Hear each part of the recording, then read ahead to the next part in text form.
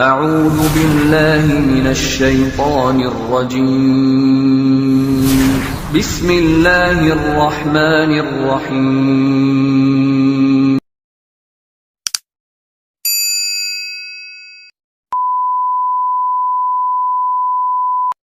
Assalamualaikum warahmatullahi wabarakatuh.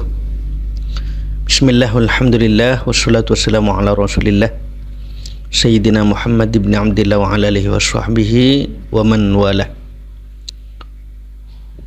Wala hawla wala quwata illa billah. Pertama, mari kita panjatkan puji syukur kepada Allah Subhanahu wa taala dengan mengucapkan kalimat alhamdulillahi rabbil alamin. Yang kedua,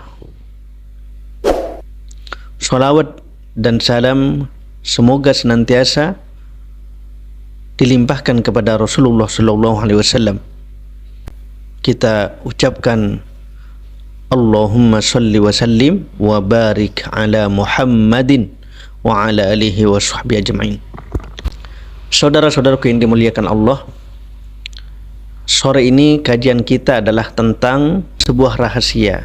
Kenapa Nabi Yunus bisa dikeluarkan dari perut ikan paus, dan kenapa juga zikir atau tasbih Nabi Yunus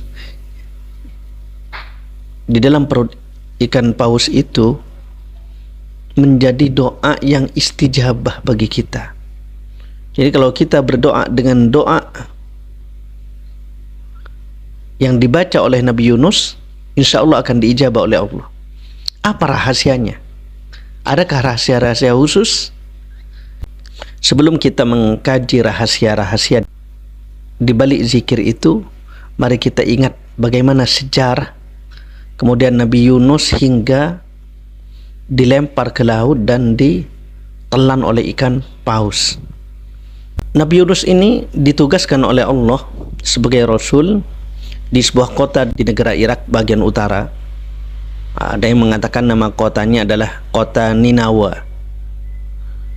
Beliau menyampaikan risalah-risalah Allah agar menyembah kepada Allah di kota ini.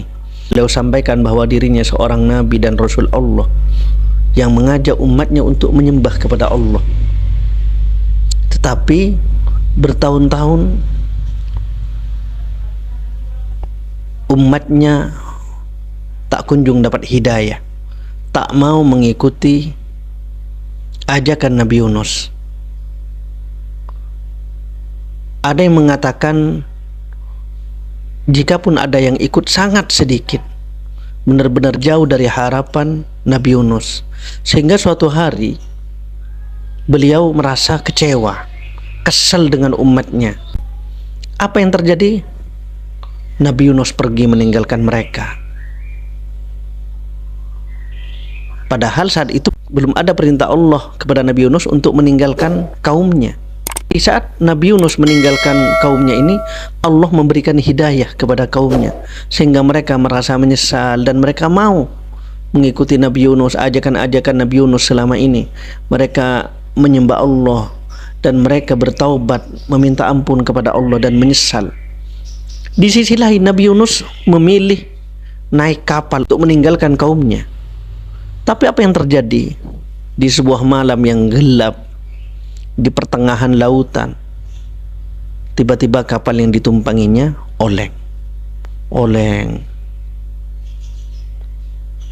Kemudian sang kapten panik kan, udah akhirnya dilemparin barang-barang yang dianggap muatan yang menjadi beban berat, dibuang, dilempar. Tapi ternyata tetap saja oleng. Akhirnya ini harus ada satu orang yang dilempar agar bisa mengurangi muatan ini. Siapa yang harus dibuang? Nah, itu yang menjadi pikiran sang kapten. Akhirnya diundilah satu persatu. Diundi, dari semua penumpang diundi. Apa yang terjadi? Yang keluar dalam undian itu selalu Nabi Yunus. Undian pertama yang keluar Nabi Yunus, yang kedua Nabi Yunus, yang ketiga juga Nabi Yunus. Akhirnya Nabi Yunus juga langsung berbaik sangka, ini mungkin memang sudah takdir saya, begitu kira-kira. ditambah dia mengakui bahwa dirinya salah karena meninggalkan kaumnya tanpa ada perintah Allah. Akhirnya dia rela dilempar ke laut. Ketika dilempar ke laut, datanglah dengan perintah Allah yang namanya ikan paus. Dalam bahasa Al-Quran disebut hut atau nun, ikan nun. Tapi ikan ini diperintahkan oleh Allah agar hanya menelan Nabi Yunus hidup-hidup. Artinya tidak boleh dimakan dagingnya dan tulangnya tidak boleh dipatahin, karena itu bukan rezekimu, kata Allah kepada ikan paus. Akhirnya Nabi Yunus hanya hidup di dalam perut ikan dengan penuh sesak, dengan pengap, dan dia langsung mengakui kesalahan-kesalahannya. Nabi Yunus berzikir, Nabi Yunus bertasbih kepada Allah, la ilaha illa anta subhanaka inni kuntu minadh dhalimin. Dia ulang-ulangi tasbih ini, la ilaha illa anta. Dia mengakui kesalahan-kesalahannya. La ilaha illa anta subhanaka inni kuntu minadh dhalimin, la ilaha illa anta subhanaka inni kuntu minadh dhalimin. Dengan zikir ini, maka akhirnya Allah menerima taubat Nabi Yunus. Allah mengampuninya, sehingga kemudian setelah 40 hari lamanya di perut ikan itu, Allah memerintahkan ikan tersebut untuk mengeluarkan, untuk memuntahkan Nabi Yunus dari perutnya, dan Nabi Yunus terlempar di sebuah tempat yang sudah ditentukan. Nah, apa rahasianya Allah bisa mengabulkan dan menerima taubat Nabi Yunus ini? Karena dalam bacaan yang dibaca Nabi Yunus, tasbih Nabi Yunus, terdapat paling tidak 3 poin penting di situ. La ilaha illa anta subhanaka inni kuntu minadh dhalimin. Dalam kalimat ini pertama ada kata la ilaha illa anta, sebuah kalimat tauhid yang meniadakan Tuhan sesembahan, meniadakan Tuhan yang berhak untuk disembah, untuk dituhankan selain Allah. La ilaha illa anta, tidak ada Tuhan selain engkau ya Allah. Jadi pemurnian tauhid, dimurnikan tauhid Nabi Yunus dengan mengakui bahwa yang berhak disembah, yang berhak dimintai tolong, yang berhak dipertuhankan hanya Allah Jalla Jalaluh. Yang kedua, apa rahasia di balik yang dibaca Nabi Yunus ini? Di situ terdapat kata subhanak, maha suci engkau ya Allah. Jadi setelah Nabi Yunus mengungkapkan kalimat tauhid, kemudian mengungkapkan kalimat tasbih, subhanak, maha suci engkau ya Allah, maha suci dari segala kekurangan, maha suci dari segala kelemahan, maha suci dari segala sifat-sifat buruk dan kekurangan, maha suci dari anggapan-anggapan yang tidak benar. Maha suci Allah. Makanya tasbih ini termasuk ahabbul kalam minallah, termasuk kata yang paling disukai oleh Allah. Dalam satu hadis, ahabbul kalam ilallah arba'un, kata Nabi. Ada 4 kata, perkataan yang paling disukai Allah, kata Nabi. Apa itu? Pertama, subhanallah. Yang kedua, alhamdulillah. Yang ketiga, la ilaha illallah. Kemudian yang keempat, Allahu Akbar. Dalam hadis tersebut dilanjutkan, la yadurruka min ayyi syai'in bada'ta. Silahkan kamu memilih dari manapun kamu mau memulai. Mau dari subhanallah dulu, mau dari Allahu Akbar dulu, silahkan. Itu 4 perkataan, ucapan, 4 ucapan yang paling disukai Allah. Nah, ada tasbih yang dibacakan oleh Nabi Yunus. Nah, yang ketiga, dalam tasbih Nabi Yunus terdapat inni kuntu minadh dhalimin. Sesungguhnya saya termasuk dari golongan orang-orang yang zalim. Ada pengakuan di situ. Ada pengakuan yang tulus bahwa Nabi Yunus telah menzalimi dirinya sendiri. Bahwa Nabi Yunus termasuk orang-orang yang zalim. Bahwa Nabi Yunus termasuk orang-orang yang sudah berbuat dosa, berbuat salah, karena beliau putus asa. Putus asa itu dilarang, saudara-saudaraku. Jangan pernah berputus asa dari rahmat Allah. dalam kondisi apapun kita, sudah, jangan putus asa. Nah, Nabi Yunus mengakui kesalahannya. Inni kuntum minadh-dhalimin. Ini istighfarnya Nabi Yunus. Ya, astagfirullah, saya salah ya Allah. Saya mengakui bahwa saya termasuk orang-orang yang zalim. Disitulah kemudian Allah mengeluarkan Nabi Yunus dari perut ikan.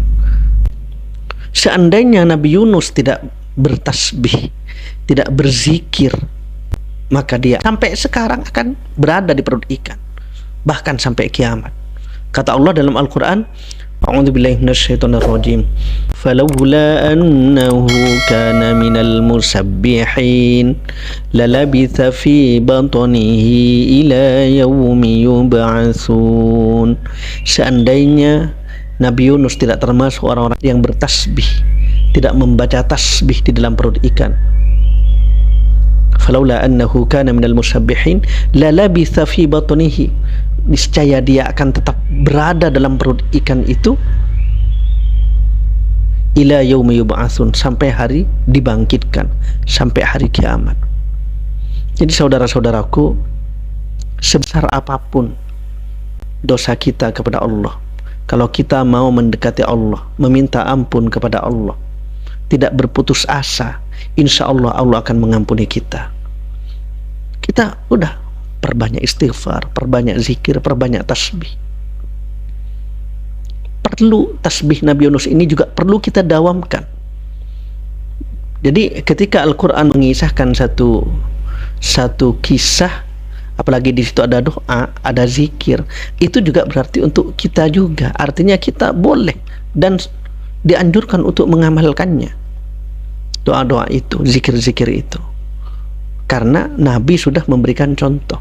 Apalagi Nabi Muhammad sendiri pernah menyebutkan satu keistimewaan dari tasbih Nabi Yunus ini. Apa keistimewaannya? Dalam satu hadis yang diriwayatkan oleh Imam Muslim, Nabi SAW bersabda, da'watu dhinnun idh da'a wa huwa fi batnil huti. Doa Dhunnun, yaitu Nabi Yunus ya, ketika beliau berdoa wa huwa fi batnil huti, dan dia sedang berada dalam perut ikan paus. Apa doanya? La ilaha illa anta subhanaka inni kuntu minadh-dhalimin. Apa kata Nabi? Fa innahu lam yad'u biha rajulun muslimun. Sesungguhnya tidak ada seorang muslim yang berdoa dengan doa ini, dengan doa Nabi Yunus ini, fi syai'in qattu, dalam masalah apapun, dalam hal apapun, illa istajaballahu lahu, kecuali Allah mengabulkan doa tersebut. Jadi kita harus belajar, harus membiasakan diri menjadikan doa ini wasilah. Jadi setiap doa kita, setiap kita berdoa, baca ini doa, lalu sebutkan apa yang kita minta. Jadi wasilah. Karena kenapa? Kalau perlu baca lebih dari sekali, 3 kali misalnya, atau bahkan 7 kali. Baca lalu sampaikan kepada Allah. Kata Nabi, tidak akan dibiarkan orang yang berdoa kemudian membaca doa ini, tidak akan dibiarkan oleh Allah untuk pulang dengan tangan kosong, untuk tidak diijabah oleh Allah. Artinya Allah akan mengijabah doa orang tersebut. Kenapa sebegitu kuat? Kenapa sebegitu dahsyat? Karena dalam penjelasan tadi, dalam doa ini, dalam tasbih Nabi Yunus ini terdapat 3 poin. Ada istighfar, ada tauhid di situ, ada juga pengakuan diri bahwa dirinya adalah orang yang berdosa, meminta ampun kepada Allah dan menyucikan Allah. Ada tasbih juga di situ. Itu termasuk bagian dari cara kita mendekati Allah. Ini cara kita mendekati Allah banyak variasinya, saudara-saudaraku, banyak macamnya. Nah, itu tentang istimewanya tasbih Nabi Yunus ya. Mari kita amalkan, kita biasakan dalam doa kita membaca doa Nabi Yunus ini. Insya Allah doa-doa lain yang kita minta akan dimudahkan, akan dikabulkan oleh Allah Subhanahu wa Ta'ala. Jangan lupa la ilaha illa anta subhanaka inni kuntu minadh-dhalimin. Nah, barangkali Ini yang bisa menjadi bahan kajian kita sore ini. Kurang lebihnya mohon maaf. Hadanallahu wa iyyakum wallahu a'lam bishawab. Assalamualaikum warahmatullahi wabarakatuh. Thanks for watching. Dukung terus channel ini dengan menekan tombol subscribe, like, and share. Bagi Anda yang mendukung, kami doakan semoga Anda senantiasa mendapatkan nikmat dari Allah Subhanahu wa Ta'ala di dunia dan akhirat. Amin, amin, amin, ya Rabbal Alamin.